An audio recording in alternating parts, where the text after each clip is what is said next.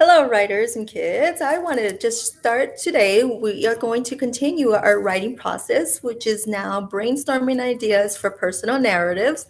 We are going to discuss how to actually begin the brainstorming process by dwindling down to just one specific topic you really, really, really want to write about. And when we talk about personal narratives, it's something about you, something that happened to you. So this is going to be something near and dear to your heart, and we're going to go ahead and begin. To begin with, we want to think of brainstorming ideas kind of like a watermelon. So if you think of watermelon, what we call watermelon topics, think of the whole show of the watermelon. Now, that could be very broad. So, if you say, for example, going to the beach, we have to focus on something very specific that happened. The broad topics are not really too focused. There's too many details to cover, there's too many moments, and there's not really anything that you can actually zoom on. That is not what we are going to do. We're going to focus on the seed or on the inside of the watermelon. So, we're going to go ahead and begin. So, first, what we are going to do is brainstorm some ideas, and I'll show you exactly what I mean. So, brainstorm for a personal narrative. Now, we talked about first where you can say going to the beach. So, I can say going to the beach, but going to the beach is very, very, very broad. And I don't want to focus on going to the beach. I want to focus on something specifically that happened at the beach. So, my seed for that, or my small moment, would be building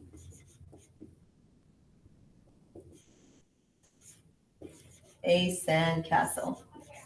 And that's something that's very, very, very specific that covers going to the beach.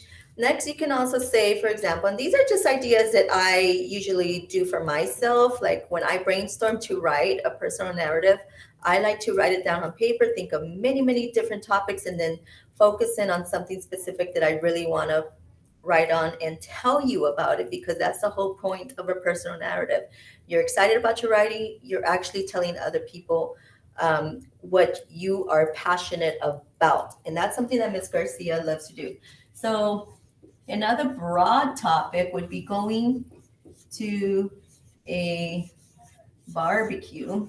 Now, that could happen to just anybody, right? But we want to again focus on a small moment. What happened at that small barbecue that happened? Well, we ate grilled burgers. Okay, well, now that may not be my favorite moment. So I'm going to start brainstorming some more topics. Okay, more. I got a dog.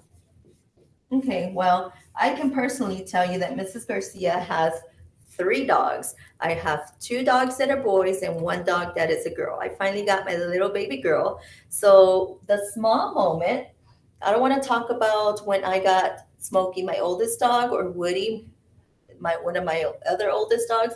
I want to talk about more specifically when I got Nala.